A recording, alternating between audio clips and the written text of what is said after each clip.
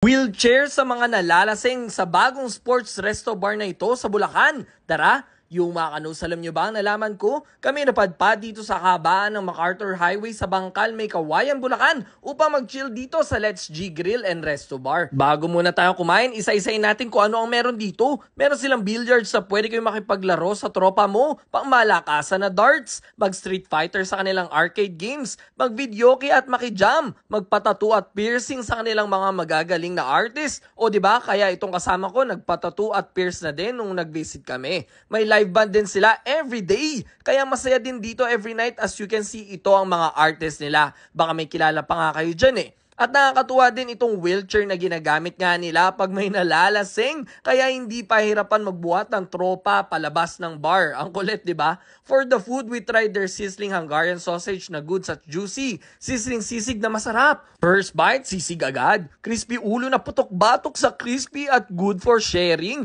May sweet and sour pompano at grilled pusit for seafood lovers. Salmon sashimi na madami ang serving sa mga mahihilig sa mga Japanese food. Fried itik na best to pair with their suka. Flaming chicken na masarap kahit wala yung gravy. Malasa yung chicken. Juicy at hindi dry ha. Mixed pancit na saucy at di tinipid sa sahog. Actually, masarap din to. Tempura na crispy ang breading at complimenting ang sauce. Kalderetang kambing na malambot yung kambing. Sweet savory taste na di nakakaumay. And syempre, di mawala ang inumin. Cocktail tower, bucket of beers at hard liquors. Ikaw na lang ang mamimili kung anong gusto mong inumin. Kung plan nyo mag-visit, nasa Waze up lang sila at open sila from 5 p.m. to 4 a.m. every day. So ano pa hinihintay nyo? Tara na at yayain ang lahat ng tropa. Dito yan sa Let's G sa May Kawayan, Bulacan. Let's go!